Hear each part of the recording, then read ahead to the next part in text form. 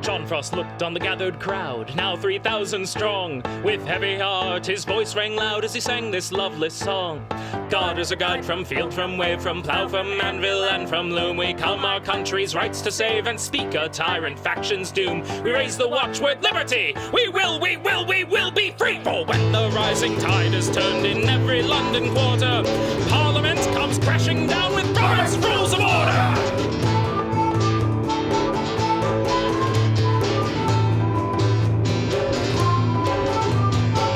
And bobbies took an oath to be our nation's warders, swearing that they would enforce Sir Robert's Rules of Order. To Newport rose a million friends who rallied each supporter to join this flood of working men against Robert's Rules of Order. For when the rising tide is turned in every London quarter, Parliament comes crashing down with Robert's Rules of Order.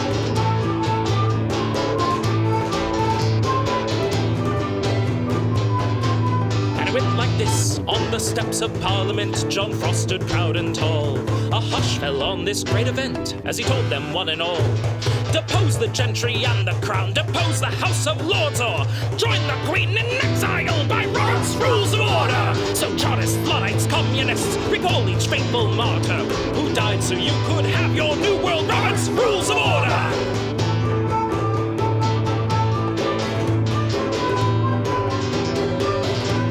Say it loud, vote your favor, shout it high. All in favor, you say aye. Favor, aye, favor. Aye. A mandate of the people's cry. Favor, aye, favor. Aye. Let's hear the opposition side. Like a stubborn donkey's bray. All opposed, you say nay. Opposed, opposed. The motion carries anyway.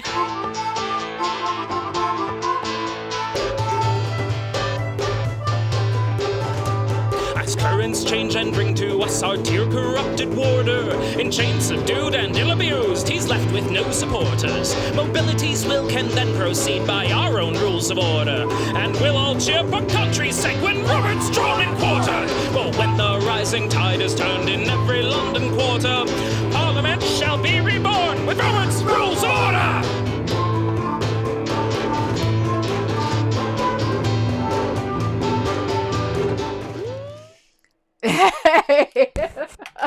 It always catches me scrolling through Twitter.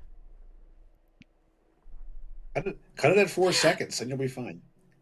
I don't know, like, how I'm always surprised. Like, it's like I know that song really well, and I'm still surprised. You should know it. You should know it's coming.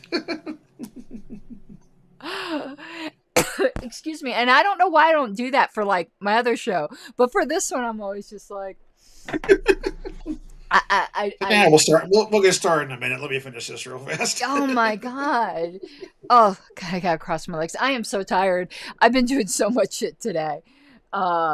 It's my recording day. But anyway, we just did ParliaPrep, and I realized I was on camera doing all kinds of crap too. I don't know if, like, it's so many people that I wasn't in focus probably for most people, but I was eating. I was working on, I was working on uploading videos, updating my parliamentary resume. It was just like, and I was like, oh shit, I've been on camera this whole time. I was stuffing my face most of the time. Hey, that reminds me. Tell me about this Arch Society thing that you mentioned to me. Yeah, I may have gotten, I can't say any names or anything like that, but I may have gotten a parliamentary job. So, freelance, obviously. So I don't know all the details, and it's not for certain yet. We're in negotiation, so. Okay. Now, you're in Pennsylvania next week, right? Yes. So I have to remember what we talked about last week. One of the things I was doing during that meeting was writing out a letter of engagement. Which they talked about in last week's ParliaPrep. Right. Yes. And if I know you weren't watching me, which is good because I was stuffing my face again, but I kept getting up a lot during the meeting because I was getting books. I know there was an example in Pathways to Proficiency, and I did find it. So I'll be working on that tomorrow. And I'll be in Pennsylvania next weekend. There's no ParliaPrep next weekend anyway, so that works out. Right. There is an LNC meeting next weekend, so even if I wasn't in Pennsylvania, if there was a ParliaPrep, which there isn't, I wouldn't have been able to do it because there is an LNC meeting. Is the Pennsylvania convention and the LNC going to overlap? Or? Yeah, well, it's at night. It's that monthly meeting, so it starts at 7 Eastern, and so I was going to be flying then, though. So I tried to get the LNC to switch it to the next weekend, and they just certain people couldn't, and I'm like, well, I'm the only one who can't make it. So what I did is I switched my flight to Monday, and I'm going to miss part of work that day. Oh, fun. Because I can't miss the LNC meeting. Well, on the bright side, you can take the train straight from the airport downtown. Wayne's going to pick me. I've got too much luggage for that. Well, then have him take the luggage, and you take the train to work.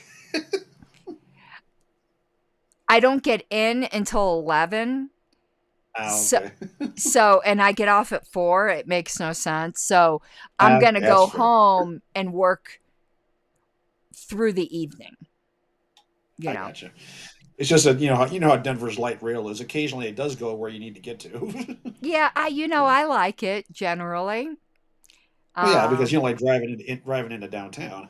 Yeah, and I like trains. I'm kind of like Pietro Garavacci.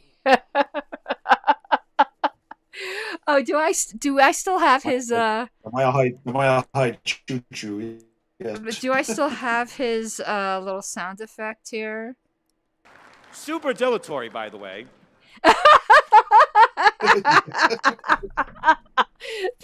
Pietro. That's a dilatory motion for you. Okay, so tonight I thought the presenter was good. Things went a little fast, but I thought she was really dynamic and interesting and bubbly. I texted you on something I wanted to talk about that we didn't agree. I didn't agree with, but there was something else. Okay, now I got to go back and figure out what the heck remember what that was. It was nomination committee. Oh, that's right. Yeah. And I got a shout out in the meeting because everyone kept saying the wrong answer. And it was really surprising to me in a room full of parliamentarians. Remember when she was saying, what's a majority? And I was in text going, we can't know that till we know how many people voted. Because a majority vote has nothing to do with how many people are there. Right. It's how many people are voting. Right. It's present and voting. And she gave me a call because I'm both, and I said the same thing with the 2/3. You can't know what 2/3 is. That's why it drives me crazy at our conventions when we put up with the credentials report. A majority is X, 2/3. Now, the majority is a useful number, but you have to word it as a majority of the entire membership. That's the only context in which it matters. Right. It does not matter in a normal vote. And then you'll always have someone go, that wasn't 400 votes or whatever. And I don't blame the person who's confused. We set the delegates up for confusion by putting that up on the screen. I know it gives a ballpark, but it doesn't give an exact, and that's I think something has to be made more distinct in the future. Yeah, I think the only numbers that should be displayed is how many are credentialed, and word it as majority of the entire membership, and 7/8. Those are the only numbers that are relevant. Who's texting me? Oh, hold on. It's not a text. It says I'm trying to reach the chair of Pennsylvania because we need to talk. Okay, they added me to a group with him because you need to know if there's anything you need to be aware of. Sort of. You gotta plan ahead. Yeah. Ding, ding, ding, ding, ding. Yeah. Anyway. Nominating committees. Yeah, but before that, so we talked about the voting thing. She brought up, but I wish she had emphasized it more. I didn't bring my Roberts down with me, so if something has to be looked up, you're gonna have to look it up. I forgot. In that case, I have to go get it. It's in the other room. Actually, no, both of us. Some parliamentarians we are. I'm not. Well, but maybe I'm not totally screwed here. Let me look at something. Oh, wait a minute. Oh, look at that. I happen to have a copy of it sitting here. I should download Kindle on this Mac because I do have Digital a copy, but I Kindle have a copy. version. Yeah. Um, which I wish she would have given the citation and emphasized more, because it's a weird thing I found, that when I told you, you were like, what? And when I told Richard Brown, he might be listening. He was like, what? It's just some weird obscure thing. It's only kind of related to what she said. The first thing everyone should know, every parliamentarian should know, is you never take a 2/3 by a voice vote. 2/3 should, but we do it all the time at conventions, and you shouldn't. And no, because volume.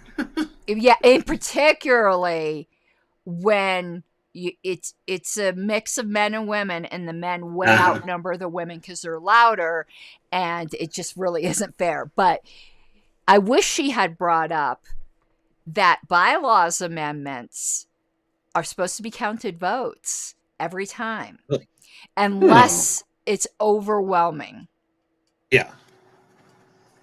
Of course, you Now, have you to have to find out if it's overwhelming first before you have to go to a voice count. Well, you have the hands raised, and you can tell at that point. Yeah, but it's supposed to be counted, and it's in the 50s somewhere. There is a reference for that, and it's not required for LP National because there's a convention standing rule, I think, that overrides it. But that is the general. I was going to say General Roberts rule, and there's a pun in there. Bada bing, it's the General Roberts rule. But what else? Oh, you want to know what else?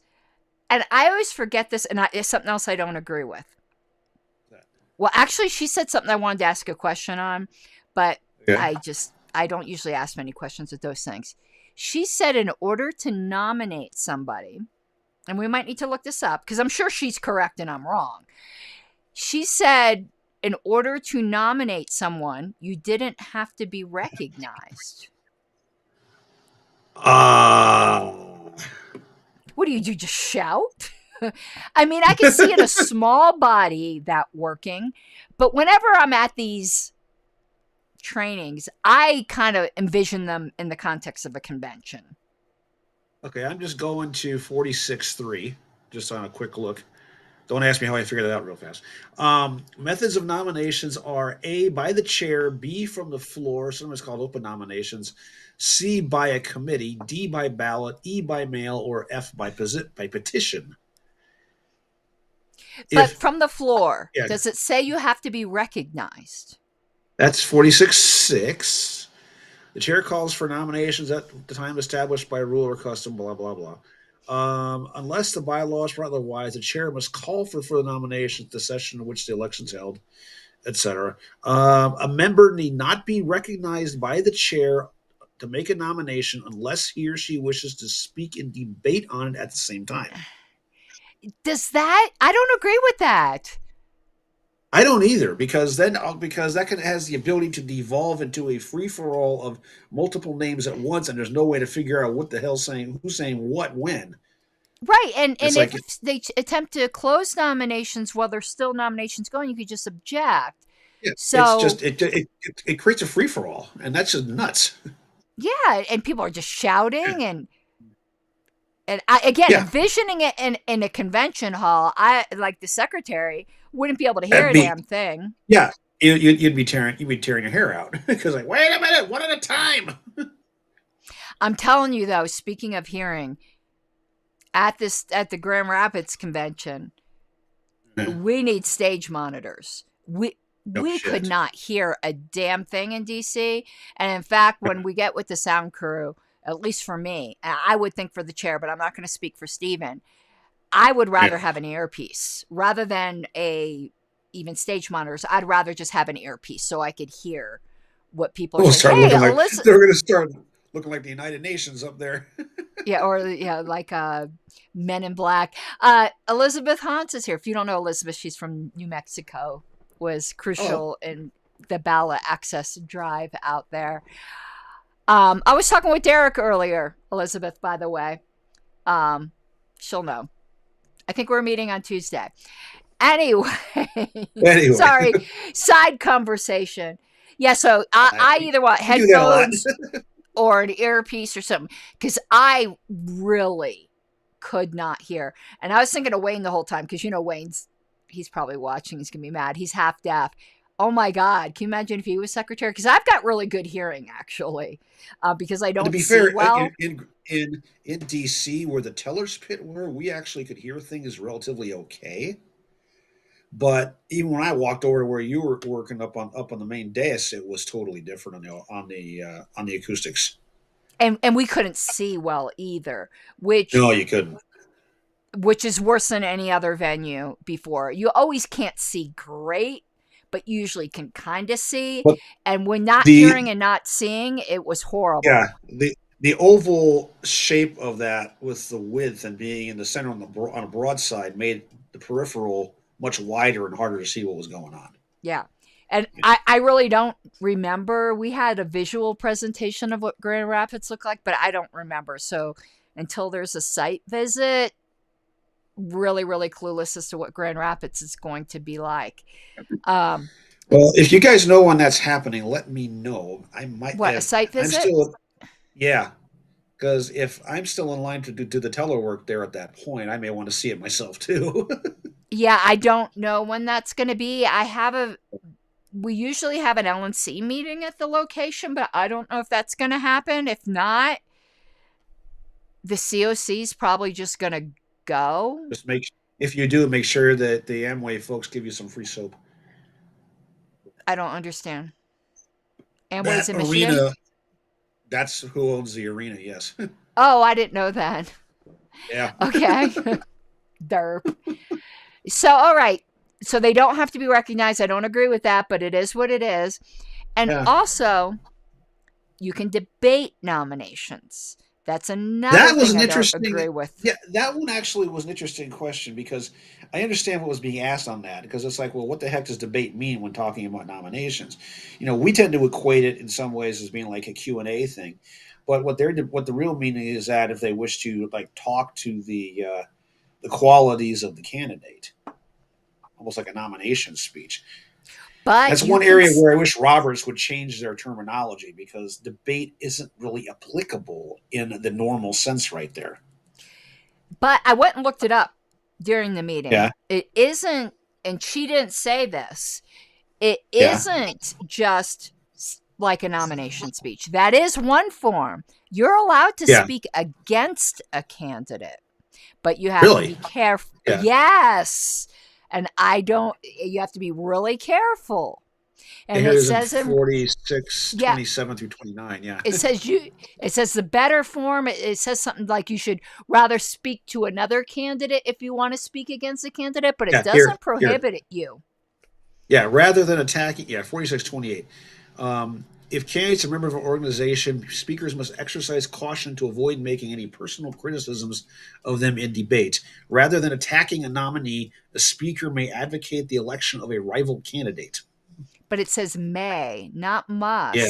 So you can still kind of, as long as you tread right on the side of, I didn't think that was allowed, and I don't like that. It's in the name of tactfulness and professionalism. You really don't want to do that. Do you remember in Reno, someone did that to Josh Smith? I don't want to say who did it, but someone got up to the mic and said a bunch of really untoward. It doesn't matter whether he thought it was true or not. It was just not appropriate. Yeah. It was just it was no bueno. Yeah.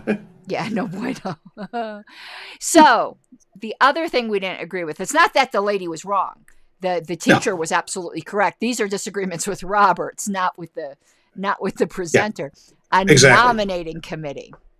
Oh God, yeah. I've never liked that part of Roberts.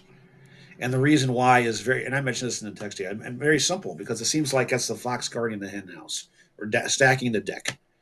And it's like, because who's going to populate the nominating committee? That's the first question.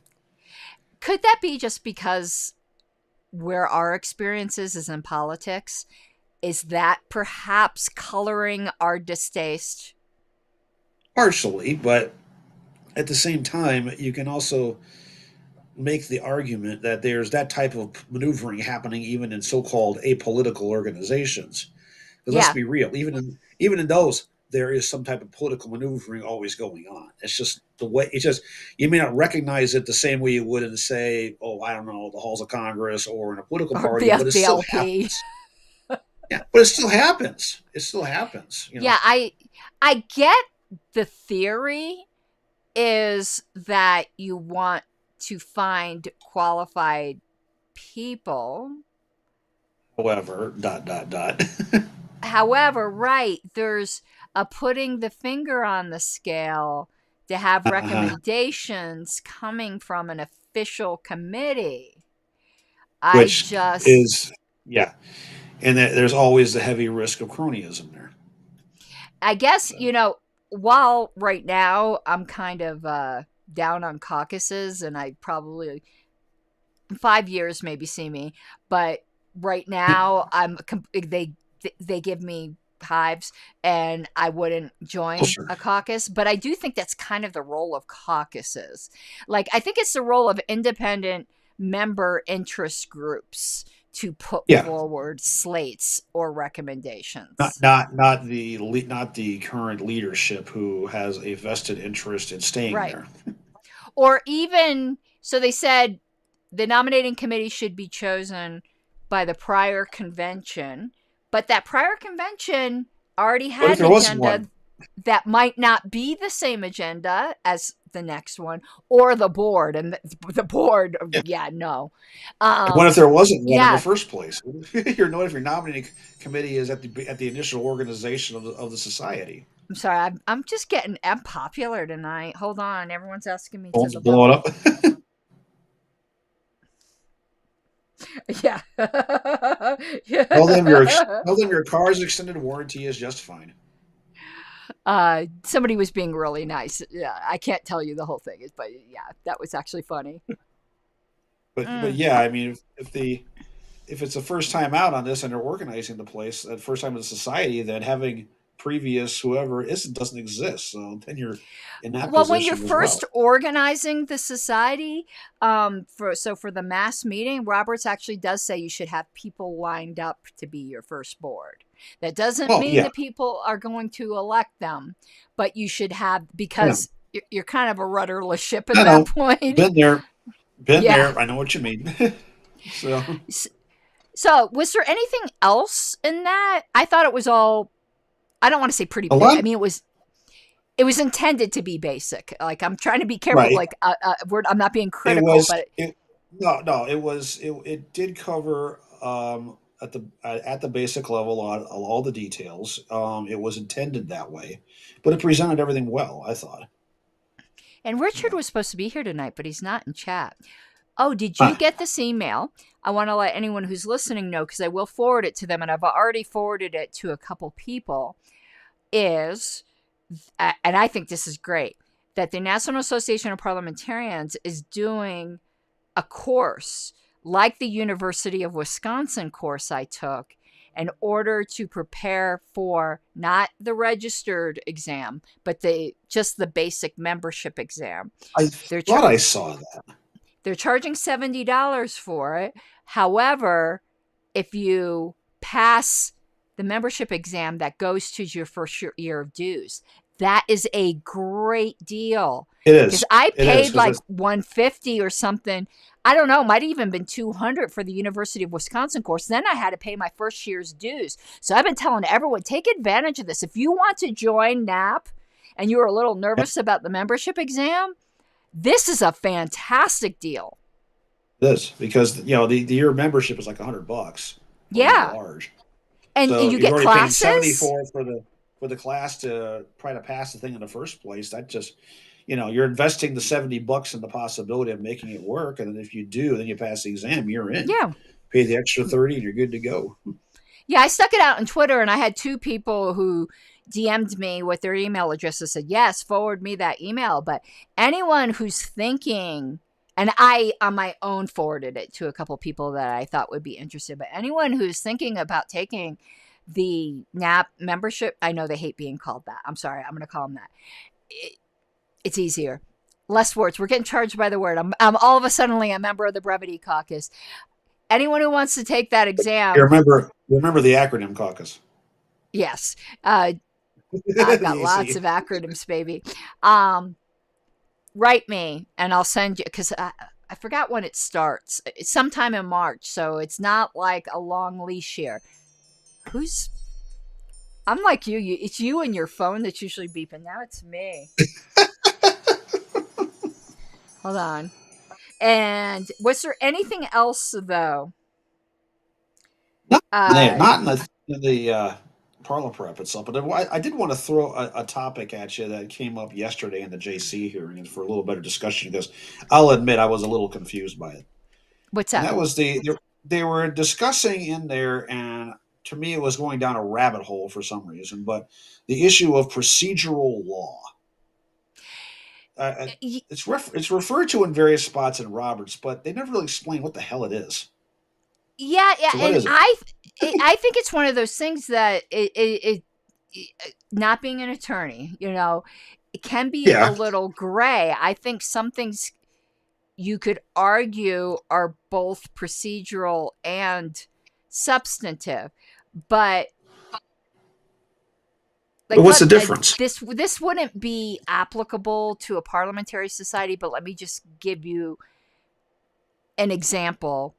If you're in litigation with somebody, I think, and I'll be like so embarrassed if I have the deadlines wrong, but I'm so used to Florida deadlines. I think Colorado's are a little different, but I always have to look it up each time. But I'm just going to pull a number out of my butt. And you get served with discovery. You have 35 days to answer it. That 35 days is somewhat arbitrary. That's a procedural rule, not a substantive rule. Okay. So then what's a substantive rule then, just for contrast? A substantive rule, I think, would be that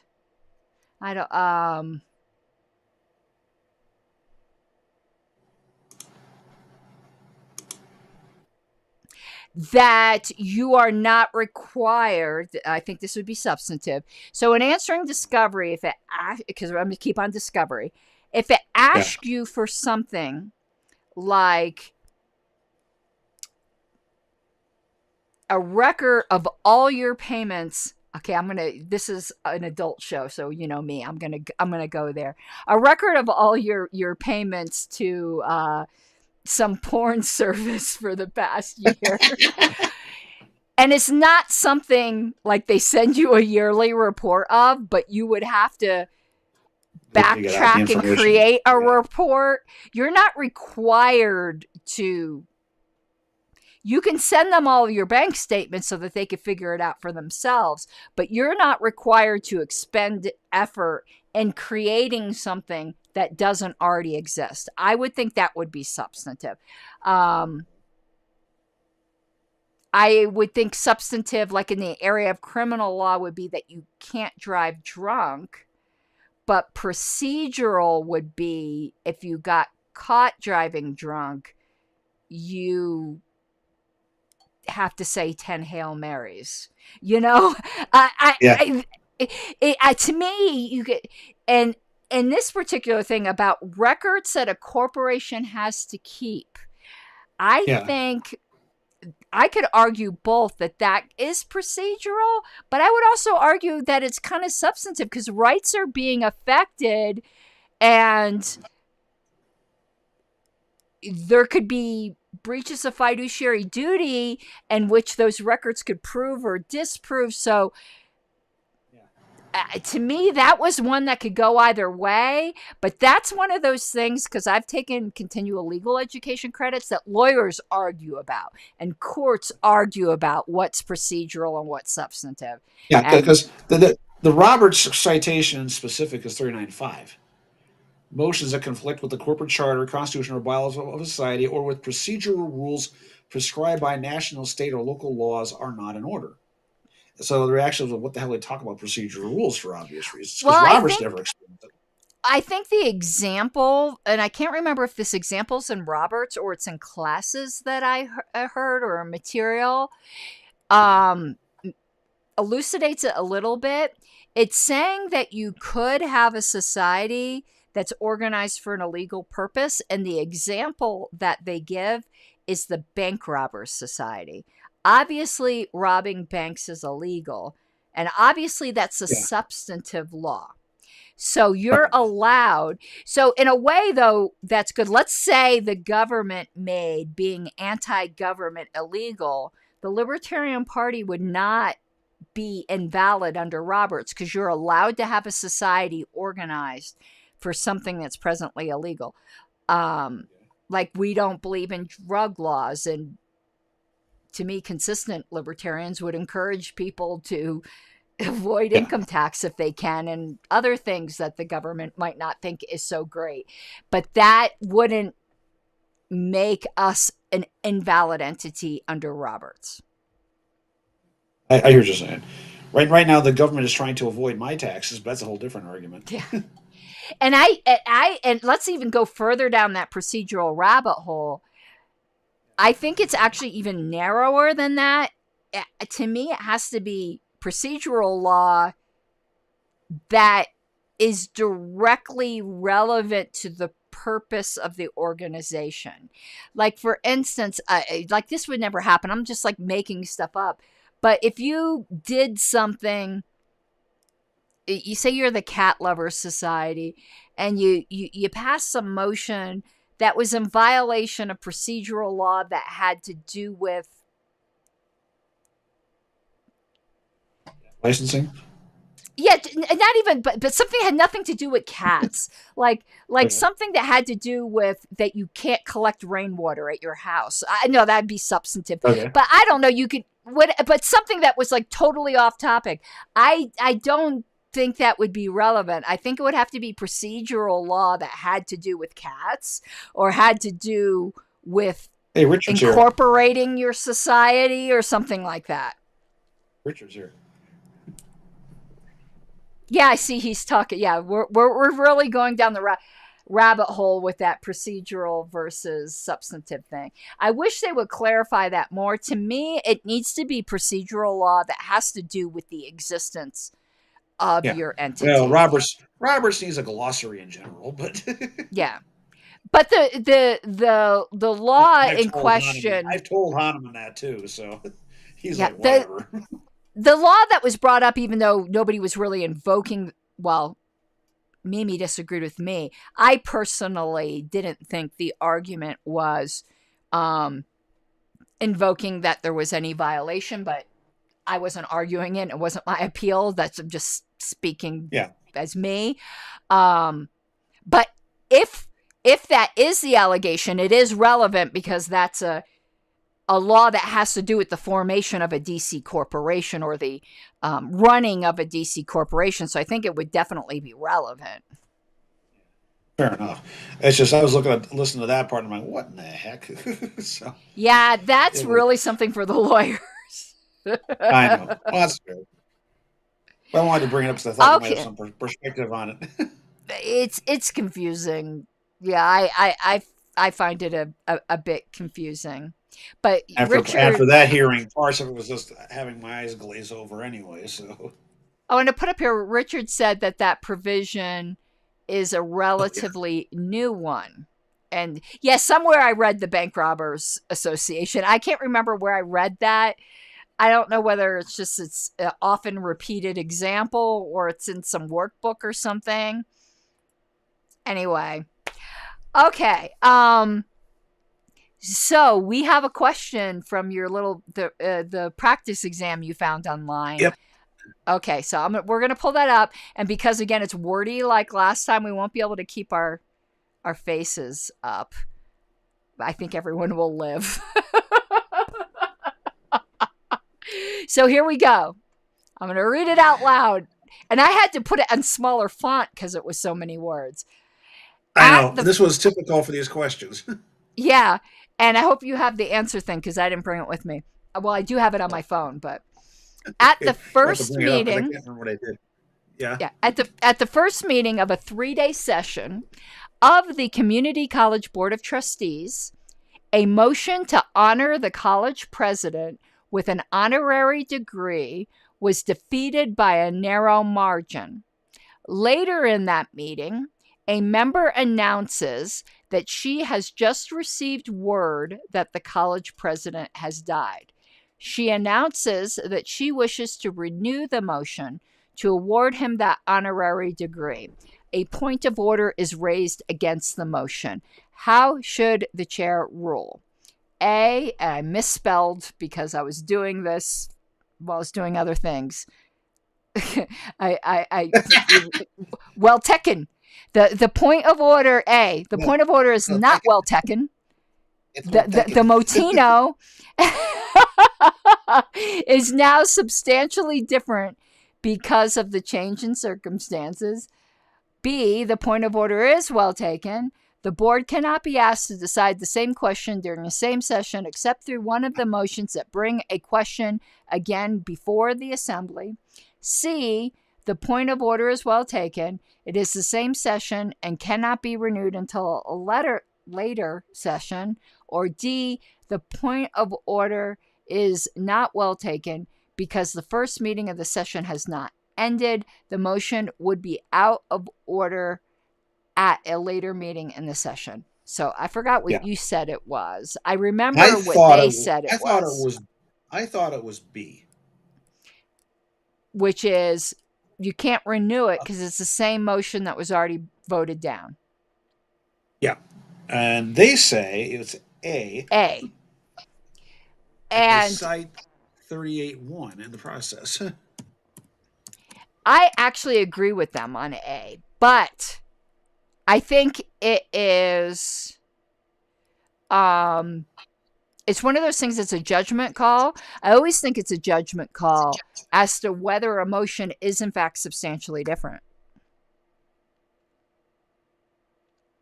I'm trying to see what it says here. Okay, that brought us around 38.1. Yeah. They're saying, here's their argument.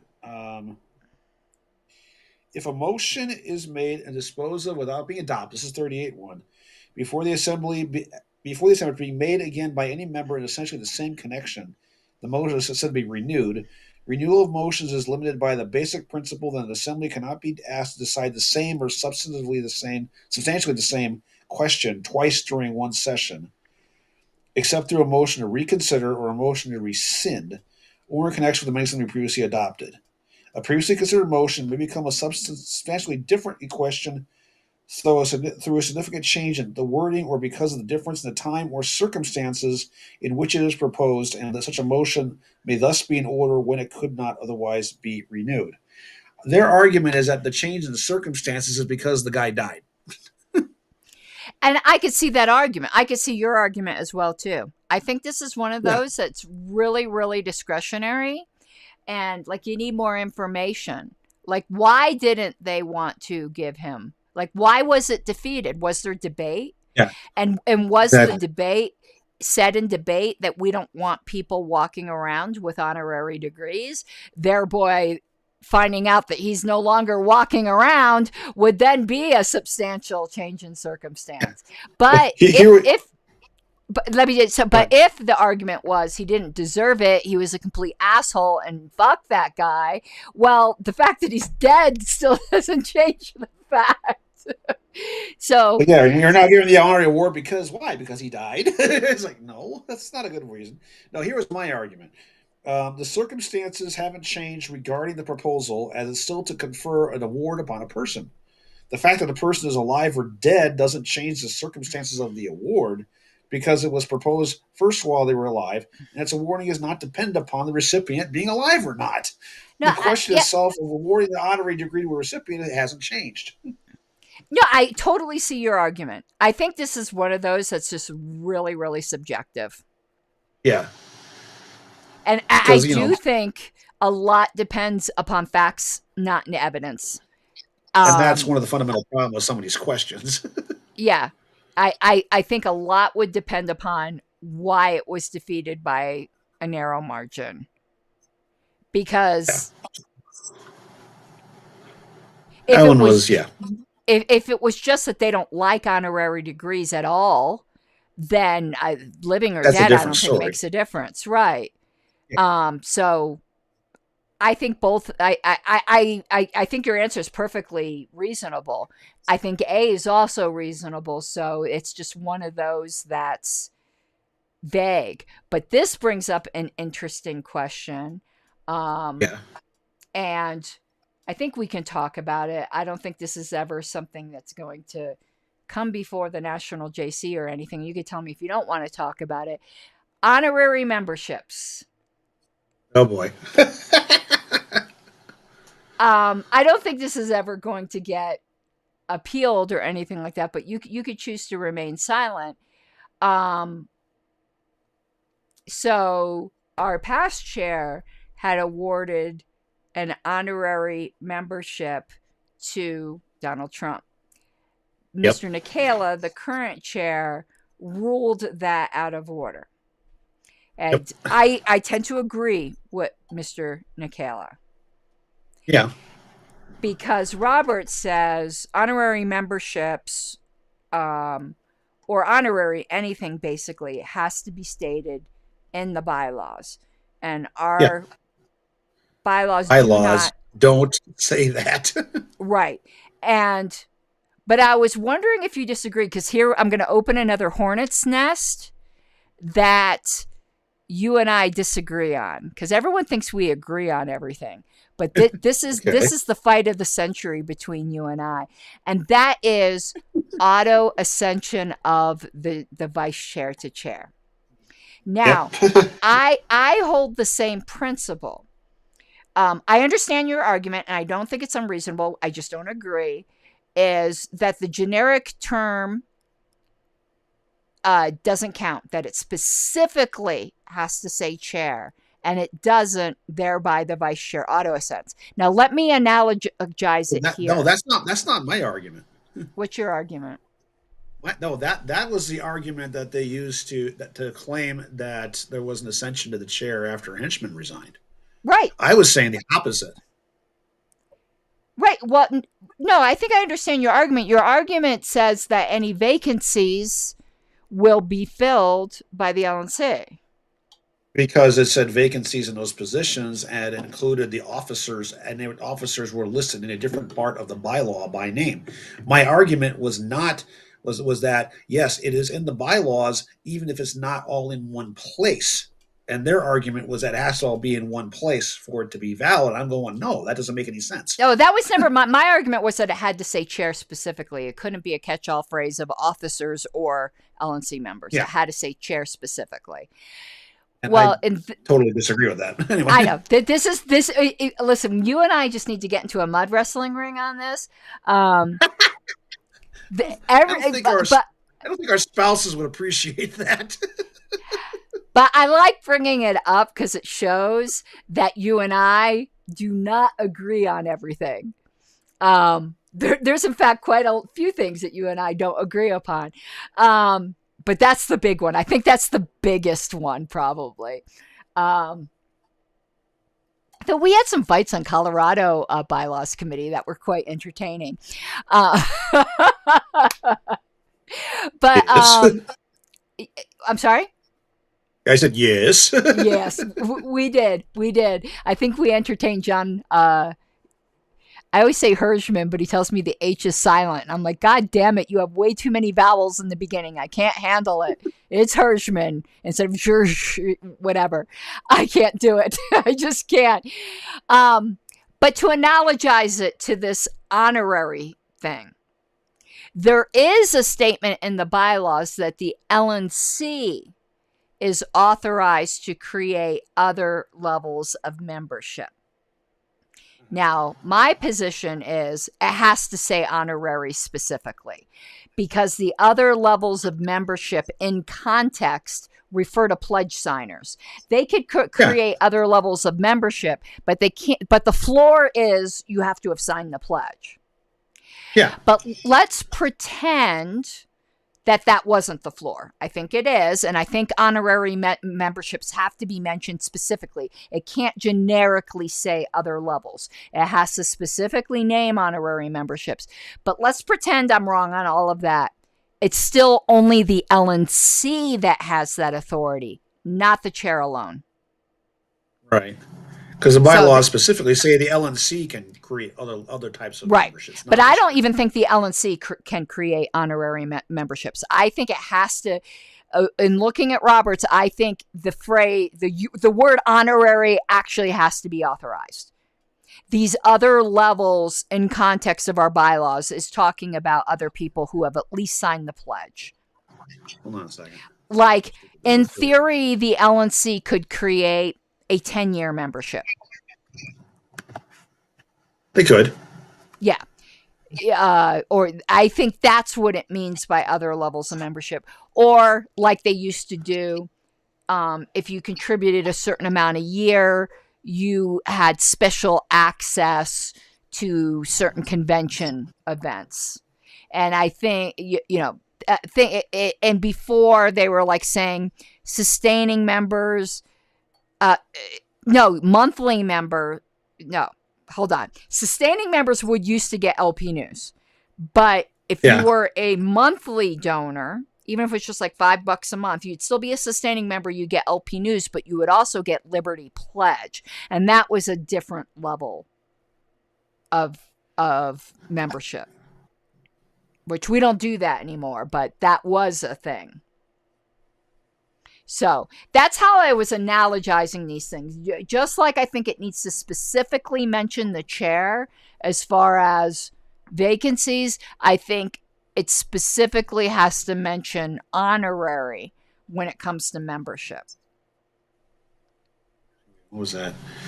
Sorry, I'm listening. I'm just also scrolling through the thing here. 47, there we go. Yeah, 4742 is where that was in. Now that we did that question, now we could put our ugly faces back up here. Yeah, Richard, I know the RONR authorship team is adamant about it, but the RONR authorship team, that's what he says. Adamant. Yes. Adamant. Still, they're well, no, it's a damn it because they're doing it wrong. But I know they're that stubborn about it. But the reality of it is that damn it, adamant. Roberts don't drink, don't smoke. What do you do? Well, see, no, the problem is that Roberts keys off of the word expressly. Yes. And that's where but it is express. That's the point. It's not express. It doesn't say it explicitly. I'm going to fight you. You're going to lose.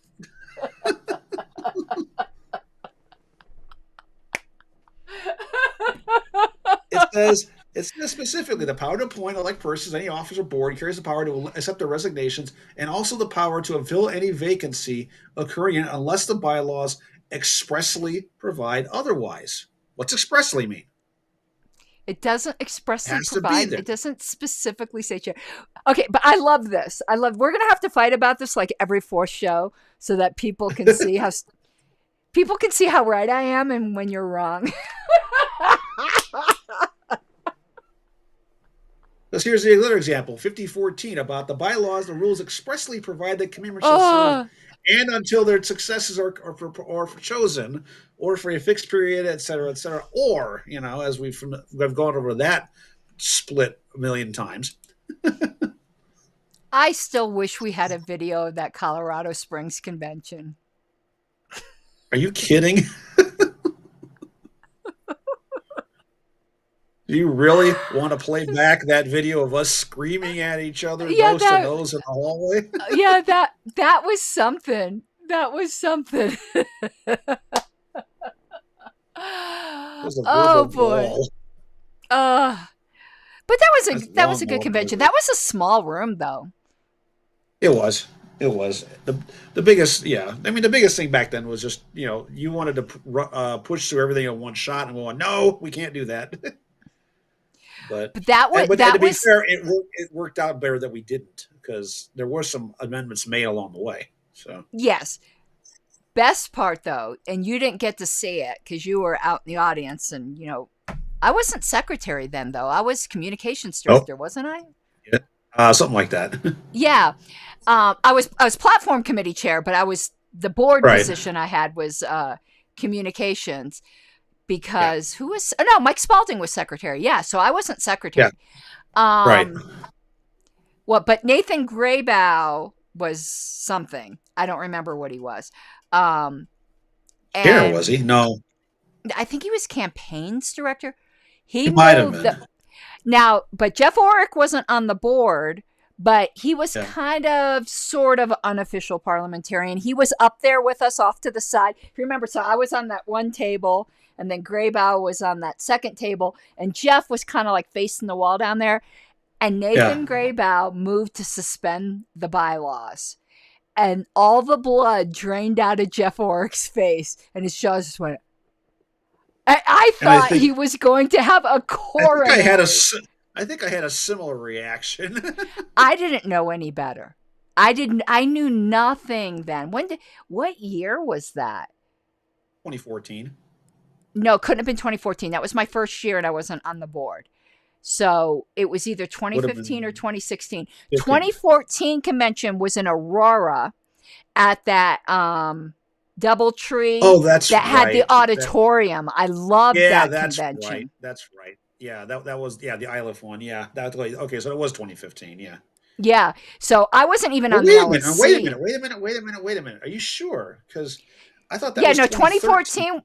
No, 2014 was my first No, wait, hold on.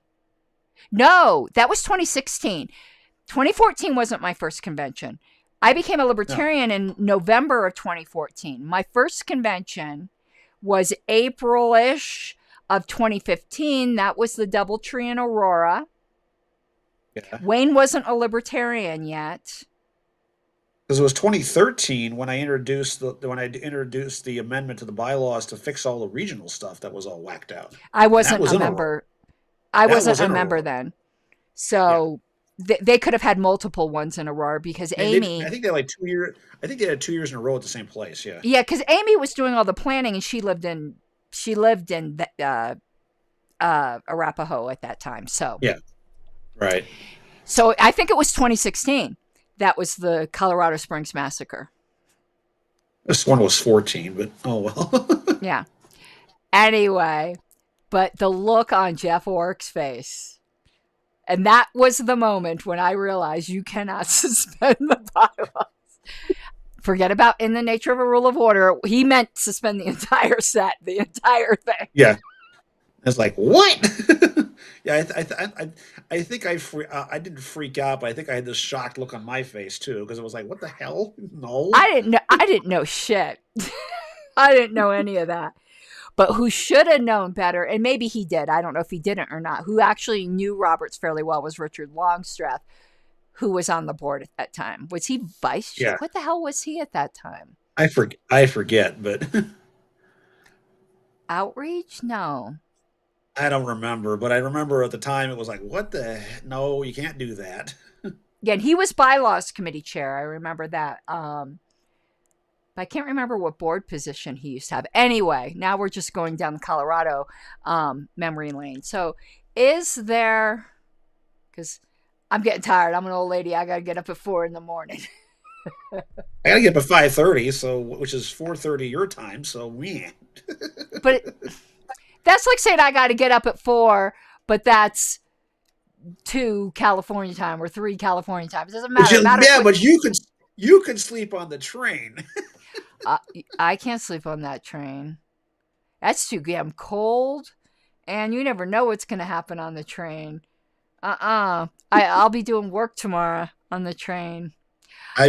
I've dozed off on trains in LA to the point where it started to go back the other direction. I didn't even know it until it was like halfway down. I was like, what? Everyone? I don't sleep on the train. That's why I do all my work. Everyone notices all my emails are like 4 a.m, and they're clustered around my train times. Okay, so I guess that's it. Yeah. And no show next week because there's no ParliaPrep, and you're in Pennsylvania anyway. So. Yep. All right. So I'm going to let you go. Have an awesome night, everyone. And we'll... you too. Thanks for coming out, everybody. Our music. Bye-bye. Favor! Let's hear the opposition side. Like a stubborn donkey's bray. All opposed? You say nay. Opposed! Opposed! The motion carries anyway.